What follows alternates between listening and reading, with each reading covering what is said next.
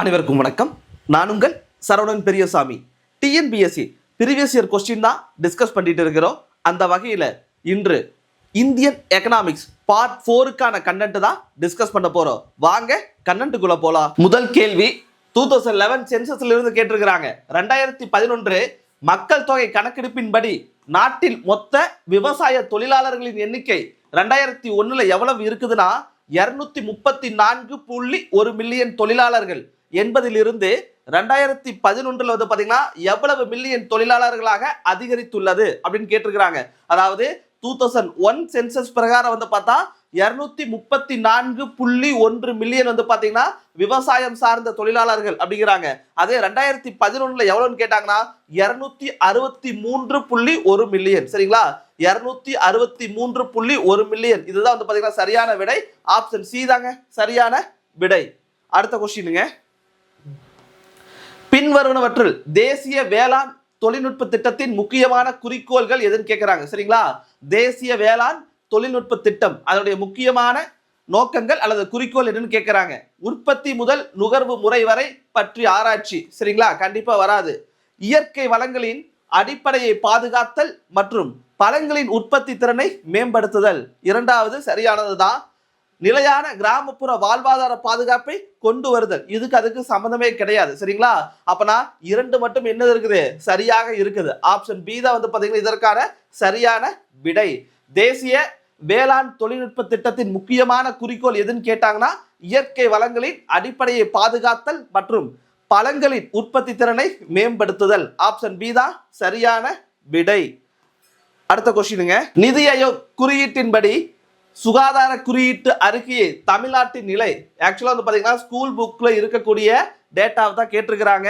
நம்ம வந்து பாத்தீங்கன்னா சுகாதார குறியீட்டுல வந்து பாத்தீங்கன்னா என்னது 3வது இடத்துல இருப்போம். சரிங்களா, சுகாதார குறியீட்டுல வந்து பாத்தீங்கன்னா 3வது இடத்தில் இருப்போம். ஸ்கூல் புக்ல வந்து பாத்தீங்கன்னா கேரளா, பஞ்சாப் அடுத்த இடத்துல இருப்பாங்க. அதை தொடர்ந்து நாம 3வது இடத்துல வந்து பாத்தீங்கன்னா தமிழ்நாடு இருக்கு. ஆப்ஷன் சி தான் சரியான விடை. அது 2018 கணக்கெடுப்பு நினைக்கிறேங்க. தமிழ்நாடு தொழில் வளர்ச்சி கழகம் என்ற ஒரு முகமை கீழ்காணும் தொழிலை வளர்க்க உருவாக்கப்பட்டது. அதாவது டிட்கோ கேள்விப்பட்டிருப்பீங்களா? TITCO. சரியா, டிட்கோ அதாவது Tamil Nadu industrial development corporation limited. எப்போ உருவாக்கப்பட்டது? 1965ங்க. இது எது சார்ந்த தொழிலை மட்டும்தான் வந்து பாத்தீங்கன்னா முன்னேற்றுவதற்காக, என்ன தொழிலை வளர்ப்பதற்காக உருவாக்கப்பட்டதுன்னா கனரக மற்றும் நடுத்தர தொழில். சரியா, ஆப்ஷன் பி இருக்கக்கூடிய கனரக மற்றும் நடுத்தர தொழில் வளர்ச்சிக்காக உருவாக்கப்பட்டதா வந்து பாத்தீங்கன்னா டிட்கோ, தமிழ்நாடு தொழில் வளர்ச்சி கழகம். எந்த வருடம் அப்படின்னு கேட்டாங்கன்னா 1965 உருவாக்கப்பட்டது. எதுன்னு கேட்டாங்கன்னா டிட்கோ. ஆப்ஷன் பி தான் சரியான விடை. அடுத்த கொஸ்டினுங்க, ரூபாயின் பிரச்சனை என்ற ஆய்வறிக்கையை சமர்ப்பித்தவர். த ப்ராப்ளம் ஆஃப் ரூபி அப்படிங்கறது யார் சொல்லியிருப்பாங்க? அம்பேத்கர், அவருடைய தீசஸ். சரிங்களா, ஆப்ஷன் ஏ தான் வந்து பாத்தீங்கன்னா சரியான விடை. எப்ப இது ஒன்று இருப்பாரு? 1923 வந்து பாத்தீங்கன்னா இதை உருவாக்கி இருப்பார். இந்த தீசஸ் வந்து பாத்தீங்கன்னா என்னது ரூபாயின் பிரச்சனை யாரால் எழுதப்பட்டது அப்படின்னு கேட்டாங்கன்னா இந்த அறிக்கை யாரால்? அம்பேத்கரால். 1923ங்க. ஆப்ஷன் ஏ தான் சரியான விடை. இந்தியாவில் பாரம்பரிய சிறு தொழில்கள் அதிக வேலை வாய்ப்பை நவீன சிறு தொழில்களை விட வழங்குகிறது. சரியா, ஆமா சரியா. நவீன தொழில்கள் வந்து பாத்தீங்கன்னா குறைவான வேலை வாய்ப்பு தான் இருக்கு. பாரம்பரிய அப்படின்னு கேட்டாங்கன்னா குடிசை தொழில், விவசாயம் சார்ந்த தொழில் வந்து பாத்தீங்கன்னா அதிகமாக தான் இருக்கக்கூடியது. பாரம்பரிய சிறு தொழில்களில் தொழிலாளருக்கு தேவைப்படும் மூலதன மதிப்பு குறைவாகவும், நவீன சிறு தொழில்களில் தொழிலாளருக்கு தேவைப்படும் மூலதன மதிப்பு அதிகமாகவும் உள்ளது. இது வந்து பாத்தீங்கன்னா சரியான விளக்கும். சரிங்களா, ஆப்ஷன் பி தான் வந்து பாத்தீங்கன்னா இதற்கான சரியான விடை. அடுத்த கொஸ்டினுங்க, டிஜிட்டல் தொழில்நுட்பங்கள் மூலம் விவசாயிகளின் வருமானத்தை இரட்டிப்பாக்க எடுக்க வேண்டிய நடவடிக்கை. அதாவது பாத்தீங்கன்னா டிஜிட்டல் தொழில்நுட்பம் மூலம் விவசாயிகளுடைய வருமானத்தை வந்து பாத்தீங்கன்னா இரட்டிப்பாக்க முயற்சி பண்றாங்க. அதற்கான எடுக்க வேண்டிய நடவடிக்கை எதுன்னு கேட்கிறாங்க. தொழில்நுட்ப உருவாக்கம் மற்றும் பரவல், கொள்கைகள் மற்றும் சீர்திருத்தங்கள் மற்றும் வளர்ச்சி ஊக்கிகள். இதுதான் வந்து பாத்தீங்கன்னா சரியான விடை. ஆப்ஷன் வந்து பாத்தீங்கன்னா ஏதான் இதற்கான சரியான விடையும் கூட. அடுத்த கொஸ்டினுங்க, 5வது நிதிக்குழுவின் பரிந்துரையின்படி மாநிலங்களுக்கு GSDP அதாவது கிராஸ் ஸ்டேட் டொமஸ்டிக் ப்ராடக்ட். சரிங்களா, மாநிலத்துடைய உள்நாட்டு உற்பத்தியை சார்ந்து சொல்லக்கூடியது 4.0% நிதி பற்றாக்குறை அனுமதிக்கப்படும் அப்படிங்கிறாங்க. சரிங்களா, மாநிலத்துடைய நிதி பற்றாக்குறை மொத்த பர்சன்டேஜ் எவ்வளவாமா? 4.0%. அதில் 0.5% பின்வரும் துறையை சீர்திருத்துவதற்காக இணைக்கப்படும் அப்படிங்கிறாங்க. 0.5 வந்து பாத்தீங்கன்னா எந்த துறையை சீர்திருத்துவதற்காக பயன்படுத்த முடியும் அப்படின்னு கேட்டாங்கன்னா எரிசக்தி துறை. சரிங்களா, எரிசக்தி துறை அதாவது பவர் செக்டாருக்கு வந்து பாத்தீங்கன்னா 0.5% வந்து பாத்தீங்கன்னா சீர்திருத்துவதற்காக அனுமதிக்கப்படும் அப்படிங்கிறாங்க. ஆப்ஷன் பி தான் சரியான விடை. அடுத்த கொஸ்டினுங்க, கோவிட்-19 பிறகு தமிழ்நாட்டின் பொருளாதார வளர்ச்சி நிலையான விலையில் எத்தனை சதவீதம் உயர்ந்துள்ளது? அதாவது ஆஃப்டர் கோவிட்டுக்கு அப்புறம் வந்து பாத்தீங்கன்னா தமிழ்நாடுடைய எக்கனாமி வந்து பாத்தீங்கன்னா நிலையான இதுல எவ்வளவு பர்சன்டேஜ் சரிங்களா வளர்ச்சி வந்து பாத்தீங்கன்னா உயர்ந்துள்ளது அப்படின்னு கேட்குறாங்க. 8%. சரியா, ஆப்ஷன் பி தான் வந்து பாத்தீங்கன்னா சரியான விடை. 8% வந்து பாத்தீங்கன்னா எக்கனாமி டெவலப் ஆகிருக்குது ஆஃப்டர் கோவிட்டுக்கு பிறகு. அடுத்த கொஸ்டினுங்க, பின்வருவனவற்றை பொறுத்துக. சரிங்களா, பின்வருவனவற்றை பொறுத்துக.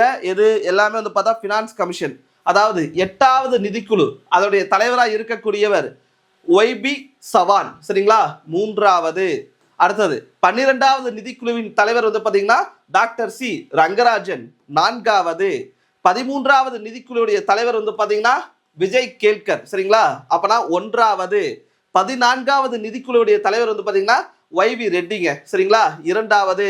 3, 4, 1, 2. சரிங்களா, 3, 4, 1, 2. ஆப்ஷன் ஏ தான் வந்து பார்த்தீங்கன்னா சரியான விடை. 8வது நிதிக்குழுவுடைய தலைவர் வந்து பார்த்தீங்கன்னா ஒய்பி சவான். 12வது நிதிக்குழுவுடைய தலைவர் வந்து பார்த்தீங்கன்னா டாக்டர் சி ரங்கராஜன். 13வது நிதிக்குழுவுடைய தலைவர் வந்து பார்த்தீங்கன்னா டாக்டர் விஜய் கேல்கர். 14வது நிதிக்குழுவுடைய தலைவர் வந்து பார்த்தீங்கன்னா டாக்டர் ஒய்வி ரெட்டி. சரிங்களா, அடிக்கடி கேட்கக்கூடிய கொஸ்டின், ரொம்ப முக்கியமான கேள்வியும் கூட. ஆப்ஷன் ஏ தான் சரியான விடை. நிதி ஆயோக் 2018 ஆய்வறிக்கையின்படி தமிழ்நாடு பின்வரும் எதில் 3ஆம் இடத்தில் உள்ளது? சரிங்களா, புக் கொஸ்டின் தான். இதுக்கு முன்னால வேற மாதிரி கேட்டிருந்தாங்க, அதே சேம் கொஸ்டின். சரிங்களா, அதாவது நிதி ஆயோக் வந்து பாத்தீங்கன்னா 2018 அறிக்கை விடுறாங்க. அந்த அறிக்கையில் வந்து பாத்தீங்கன்னா தமிழ்நாடு இந்த எந்த துறையில வந்து பாத்தீங்கன்னா 3வது இடத்தில் உள்ளது அப்படின்னு கேட்டாங்கன்னா ஆரோக்கிய குறியீடு. சரிங்களா, ஹெல்த் இண்டெக்ஸ் இருக்கு பாத்தீங்களா, அதாவது இந்திய மாநிலத்தில் வந்து பாத்தீங்கன்னா ஹெல்த்ல நம்ம எத்தனாவது பிளேஸுங்க? 3rd place. சரிங்களா, ஹெல்த் இண்டெக்ஸ். ஆப்ஷன் பி தான் வந்து பாத்தீங்கன்னா சரியான விடை. அடுத்த கொஸ்டினுங்க, ஜேஎம் ஹீன்ஸின் கருத்துப்படி நிதி கொள்கை எதனை நோக்கமாக கொண்டது? 3 ஆப்ஷன் கொடுத்துருக்காங்க. விலைகளை நிலைப்படுத்துதல் கண்டிப்பா கிடையாது. வளர்ச்சி விகிதத்தை நிலைப்படுத்துதல் சரியானதுதான். வேலை வாய்ப்பை நிலைப்படுத்துதல் இதுவும் வராது. சரிங்களா, ஜேஎம் ஹீன்ஸின் கருத்துப்படி நிதி கொள்கை வந்து பாத்தீங்கன்னா எதனை நோக்கமாக கொண்டது அப்படின்னு கேட்டாங்கன்னா வளர்ச்சி விகிதத்தை நிலைப்படுத்துதல். அப்பனா ஆப்ஷன் டி தான் வந்து பாத்தீங்கன்னா சரியான விடை. அடுத்த கொஸ்டினுங்க, அனைத்து இந்திய உயர்கல்விக்கான கணக்கெடுப்பு நடத்துறாங்க 2019. இதன்படி 2018ஆம் ஆண்டில் அதிகபட்ச எண்ணிக்கையிலான PhD முனைவர்களை உருவாக்கியுள்ள மாநிலம், அதாவது 2019 உயர்கல்விக்கான கணக்கெடுப்பு நடத்துறாங்க இந்தியா முழுசுமே. அதுல 2018ஆம் ஆண்டு எந்த மாநிலம் அதிகமான PhD ஹோல்டர் வந்து பாத்தீங்கன்னா உருவாக்கியுள்ளார்கள் அப்படின்னு பார்க்கும்போது ஆப்ஷன் டியில் இருக்கக்கூடிய தமிழ்நாடுங்க. சரிங்களா, ஆப்ஷன் டியில் இருக்கக்கூடிய தமிழ்நாடு தான் அதிகமான PhD முனைவர்களை வந்து பாத்தீங்கன்னா உருவாக்கியுள்ளார்கள். எந்த வருடம் அப்படின்னு கேட்கும் போது 2018ஆம் ஆண்டு. அடுத்த கொஸ்டினுங்க, 8வது ஐந்தாண்டு திட்டம் எந்த வகையான திட்டம் அப்படிங்கிறாங்க. சரிங்களா, 8வது ஐந்தாண்டு திட்டம் எந்த வகையான திட்டம் அப்படின்னு கேட்கும் போது சுட்டி காட்டும் திட்டம். சரிங்களா, 8வது ஐந்தாண்டு திட்டம் வந்து பாத்தீங்கன்னா இண்டிகேட்டிவ் பிளான் அப்படிம்பாங்களா. ஆப்ஷன் சி தான் சரியான விடை. அடுத்த கொஸ்டினுங்க, எந்த ஆண்டு 15வது நிதிக்குழு ஏற்படுத்தப்பட்டது? சரியா, 15th ஃபினான்ஸ் கமிஷன் எந்த வருஷம் ஏற்படுத்தப்பட்டதுன்னா ஆப்ஷன் பியில் இருக்கக்கூடிய 2017. சரிங்களா, ஆப்ஷன் பியில் இருக்கக்கூடிய 2017 தான் வந்து பாத்தீங்கன்னா 15வது நிதிக்குழு ஏற்படுத்தப்பட்டது. அடுத்த கொஸ்டினுங்க, ஜிஎஸ்டியின் உள்ளடக்கம் என்பது? சரிங்களா, எத்தனை வகையா பிரிக்கிறாங்க அப்படின்னு பார்க்கும்போது அதாவது ஜிஎஸ்டி மொத்தம் 3 வகையா பிரிப்பாங்க. சரிங்களா, ஸ்டேட் ஜிஎஸ்டி அப்படிம்பாங்க, அதுக்கப்புறம் வந்து பாத்தீங்கன்னா சென்ட்ரல் ஜிஎஸ்டி அப்படிம்பாங்க. சரிங்களா, இது வந்து பாத்தீங்கன்னா சென்ட்ரல் ஜிஎஸ்டி, அடுத்தது ஸ்டேட் ஜிஎஸ்டி அப்படிங்கிறாங்க, அடுத்தது இன்டகிரேட்டட் ஜிஎஸ்டி. சரிங்களா, 3 உள்ளடக்கங்களை கொண்டது எதுன்னு கேட்டாங்கன்னா ஜிஎஸ்டி. சரிங்களா, ஆப்ஷன் ஏ தான் வந்து பாத்தீங்கன்னா சரியான விடை. அடுத்த கொஸ்டினுங்க, சரக்கு மற்றும் சேவை வரி ஜிஎஸ்டி சரிங்களா எதனை அடிப்படையாக கொண்டது அப்படிங்கிறாங்க? கூட்ஸ் அண்ட் சர்வீஸா, பொருட்கள் மற்றும் சேவை நுகர்வு. சரிங்களா, பொருட்கள் மற்றும் சேவை நுகர்வை அடிப்படையாக கொண்டது இது ஜிஎஸ்டி. ஆப்ஷன் ஏ தான் வந்து பாத்தீங்கன்னா சரியான விடை. அடுத்த கொஸ்டினுங்க, டேஸ் வங்கி இந்தியாவில் மத்திய மற்றும் மாநில அரசுகளுக்கு வங்கியாக செயல்படும். அதாவது வந்து பாத்தீங்கன்னா கவர்மெண்ட் ஆஃப் இந்தியாவுக்குமே ஸ்டேட் கவர்மெண்ட்டுக்கு எது பேங்கா செயல்படும் அப்படிங்கிறாங்க. கண்ணை மூடிட்டு போட்டுடலாம், எதுங்க? ஆர்பிஐ தான். சரிங்களா, அதாவது கமர்ஷியல் பேங்குக்கெல்லாம் பேங்க்னு கேட்டாலும் ஆர்பிஐ தான். கவர்மெண்டுடைய அரசனுடைய வங்கி அப்படின்னு கேட்டாலும் எதுங்க?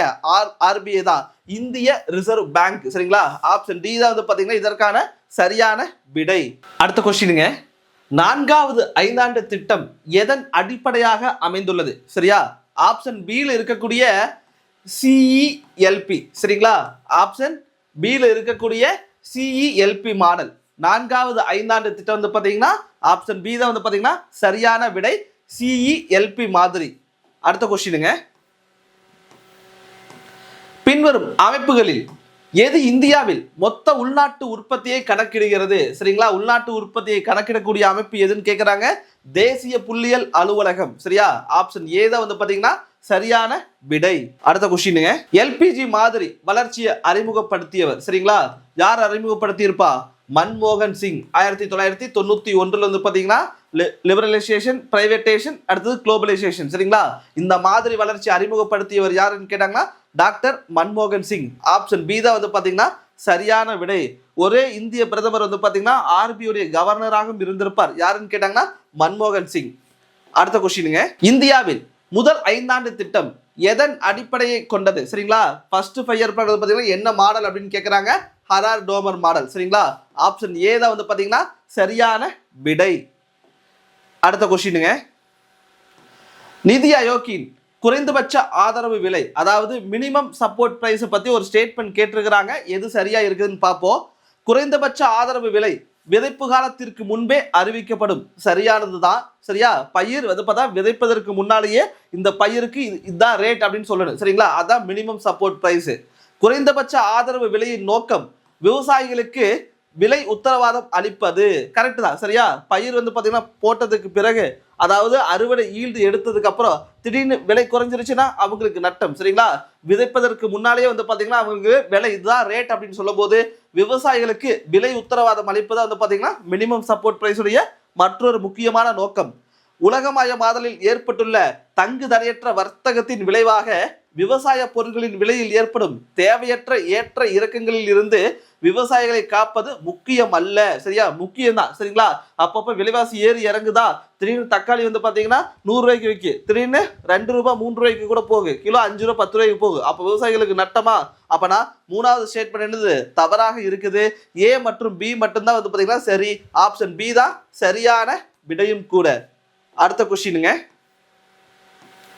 நோபல் பரிசு பெற்ற பொருளாதார அறிஞர் ஒருத்தர் சொல்றார். அவர் பேர் என்னது? அபிஜித் பானர்ஜி. கூற்றுப்படி கோவிட் பெருந்தொற்றால் பொருளாதார நெருக்கடி ஏற்பட்டுள்ளது. ஆமா, எல்லாத்துக்குமே வந்து பாத்தீங்கன்னா பொருளாதார நெருக்கடி தான். இந்த நெருக்கடியால் ஏற்பட்டுள்ள பொருளாதார வலியை குறுகிய கால அடிப்படையில் கட்டுப்படுத்துவதற்கான ஒரு தீர்வு, அதை சரி பண்ணுவதற்கான தீர்வு. டெம்பரவரியா எதை சொல்றாருன்னா ஏழை எளிய மக்களின் கைகளில் அதிக பணம் கொண்டு சேர்ப்பது. சரியா, ஏழைகள் மக்கள் ஏழ்மையா இருக்கக்கூடிய மக்கள்கிட்ட அதிகப்படியான பணம் புழங்குவதுதான் அதுக்கு ஒரே தீர்வு அப்படிங்கிறாரு. ஆப்ஷன் சி தான் வந்து பாத்தீங்கன்னா சரியான விடை. அடுத்த கொஸ்டினுங்க, இந்திய பொருளாதாரத்தை பொறுத்தவரையில் கோவிட் பெருந்தொற்றால் இந்த நிதியாண்டின் கால் பகுதியில் ஏப்ரல் ஜூன் பொருளாதார நடவடிக்கைகளில் முன்பு எப்போதும் இல்லாத பெரும் முடக்கம் ஏற்பட்டுள்ளது. ஆமா, எல்லா தொழிலும் வந்து பாத்தீங்கன்னா ரொம்ப நலிவடைஞ்சு இருக்குது. எது எவ்வளவு பர்சன்டேஜ் அப்படின்னு கேட்கறாங்க. கட்டுமான பணிகளில் வந்து பாத்தீங்கன்னா 50.3% வந்து பாத்தீங்கன்னா டவுன், சுருக்கமாக இருக்குது. உற்பத்தி துறையில் வந்து பாத்தீங்கன்னா சுமார் 39.3% பாத்தீங்கன்னா டவுன் ஆயிருக்குது. சரிங்களா, முதல் இரண்டுமே சரியானதுதான். வேளாண், வனவியல் மற்றும் மீன்வள உற்பத்தியில் சுமார் 10% சுருக்கம், இது சரியில்லை. அடுத்தது வர்த்தகம் தங்கும் விடுதல் வந்து பாத்தீங்கன்னா 5% சுருக்கம் அப்படிங்கிறாங்க, இதுவும் சரியில்லை. சரிங்களா, முதல் 2 ஸ்டேட்மெண்ட் வந்து பாத்தீங்கன்னா சரியா கொடுத்திருப்பாங்க. ஏ மற்றும் பி, ஆப்ஷன் ஏ தான் வந்து பாத்தீங்கன்னா சரியான விடையும் கூட. அடுத்த கொஸ்டினுங்க, கீழ்கண்டவற்றுள் எது மூலதன உற்பத்தி விகிதம் ஆகும்? சரிங்களா, மூலதன உற்பத்தி விகிதத்துக்கான ஒரு ஃபார்முலா மாதிரி ஸ்டேட்மெண்ட் கேட்டிருக்கிறாங்க. ஒரு அலகு பொருளை உற்பத்தி செய்ய தேவைப்படுகின்ற மூலதனத்தின் அளவு.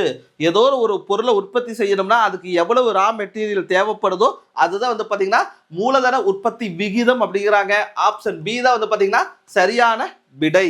அடுத்த கொஸ்டினுங்க, எந்த 5 ஆண்டு திட்டம் சமூக நீதி மற்றும் சமத்துவத்துடன் வளர்ச்சியை கவனமாக நோக்கமாக கொண்டுள்ளது அப்படின்னு கேட்டாங்கன்னா 9வது 5 ஆண்டு திட்டம். சரிங்களா, 9வது 5 ஆண்டு திட்டம். ஆப்ஷன் சி தான் வந்து பாத்தீங்கன்னா சரியான விடை. அடுத்த கொஸ்டினுங்க, பின்வருவனவற்றுள் நிதி ஆயோக்கின் செயல்பாடுகள் எது அப்படின்னு கேட்கிறாங்க. சரிங்களா, தேசிய வளர்ச்சி கொள்கைகளை பரிந்துரைகள் செய்வது, வேலை வாய்ப்பை உருவாக்குதல், விவசாயத்தை மேம்படுத்தல், இதுக்கு அதுக்கு சம்பந்தம் இல்லை, ஏற்றுமதி அதிகம் உருவாக்குதல். சரிங்களா, அப்பெல்லாம் முதல் இது சரியா இருக்குது. தேசிய வளர்ச்சி கொள்கைகளை பரிந்துரை செய்வது, ஐடியா கொடுக்கறதா யாருடைய வேலை? நிதி ஆயோக். அப்படின்னா ஆப்ஷன் ஏ தான் வந்து பாத்தீங்கன்னா சரியான விடை. அடுத்த கொஸ்டினுங்க, கீழ்கண்டவற்றின் கவனத்தில் கொள்க.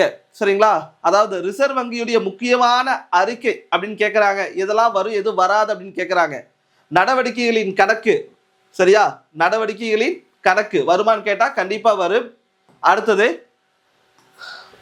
வாராந்திர அறிக்கை, அதுவும் வரும். பெறுதல் செலுத்தல் அறிக்கை இது வராதுங்க. வருட இருப்பு நிலை குறிப்பு இதுவும் வரும். சரிங்களா, அப்புறம் வந்து பாத்தீங்கன்னா 1, 2, 4 1, 2, 4 ஆப்ஷன் சி தான் வந்து பாத்தீங்கன்னா சரியான விடை. அதாவது ஆர்பி இருக்கிறாங்க பாத்தீங்களா, அவங்க முக்கியமான ரிப்போர்ட் எது அப்படின்னு கேட்டாங்கன்னா நடவடிக்கை கணக்கு அப்படிங்கிறாங்க, வாராந்திர அறிக்கை அப்படிங்கிறாங்க. அடுத்தது வருட இருப்ப நிலை குறிப்பு. 1, 2, 4 சரியான விடை. Option C. ஆண்டு நிதி அறிக்கையை பாராளுமன்றத்தில் யார் அறிமுகப்படுத்துகிறார்? சரிங்களா, மணி பில்லுக்கு முன் அனுமதி வாங்கின 110 ஆண்டு நிதி அறிக்கை அப்படின்னு கேட்டாங்கன்னா ஆர்டிகல் என்னங்க 112 ஆர்டிகல். அப்பெல்லாம் யாருக்கு கண்டிப்பா வந்து பார்த்தா சப்மிட் பண்ணுவா? இந்தியாவுடைய பிரசிடென்ட் தான், ஜனாதிபதி தான். ஆப்ஷன் பி தான் வந்து பாத்தீங்கன்னா சரியான விடை. அடுத்த கொஸ்டினுங்க, பின்வரும் கூற்றில் எது சரியானது அப்படிங்கிறாங்க. தேசிய உற்பத்தியாளர் கொள்கை. சரிங்களா, அதாவது உற்பத்தி பேஸ் பண்ணது இருக்கு பாத்தீங்களா, அதற்கான ஒரு பாலிசி 2011 போடப்பட்டதான்னு கேட்டா ஆமா.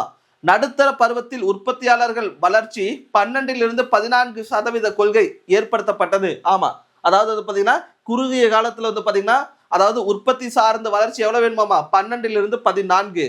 2022க்குள் உற்பத்தி தொழிற்சாலையில் 75 மில்லியன் கூடுதல் வேலைவாய்ப்பை உருவாக்க திட்டமிடப்பட்டுள்ளது.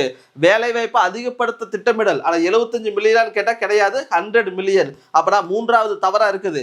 மொத்த உள்நாட்டு உற்பத்தியில் சரியா உற்பத்தியாளரின் பங்கு 2022க்குள் 25% அதிகரிக்கப்படும். சரிங்களா, அப்பனா 4வது ஸ்டேட்மெண்ட் கரெக்ட் தான். ஜிடிபியில மொத்தம் 100 ரூபாய் வருதுன்னா 25 ரூபாய் வந்து பார்த்தா எங்கிருந்து வரணுமா? செகண்டரி செக்டர், அதாவது உற்பத்தி சார்ந்தது. அப்பனா 1, 2, 4 சரியானது. 1, 2, 4 சரியானது. ஆப்ஷன் சி தான் வந்து பாத்தீங்கன்னா இதற்கான சரியான விடை. இதோட 2020 - 2024 வரையிலுமே எக்கனாமிக்ஸ்ல கேட்ட கொஸ்டின் வந்து பாத்தீங்கன்னா தொடர்ந்து பார்த்துக்கிட்டு இருக்கிறோம். இது வந்து பாத்தீங்கன்னா பார்ட் 4க்கான வீடியோ. தொடர்ந்து வீடியோ பாருங்க. வீடியோ பிடிச்சிருந்தா லைக் பண்ணுங்க, ரொம்ப பிடிச்சிருந்தா ஷேர் பண்ணுங்க. தேங்க்யூ.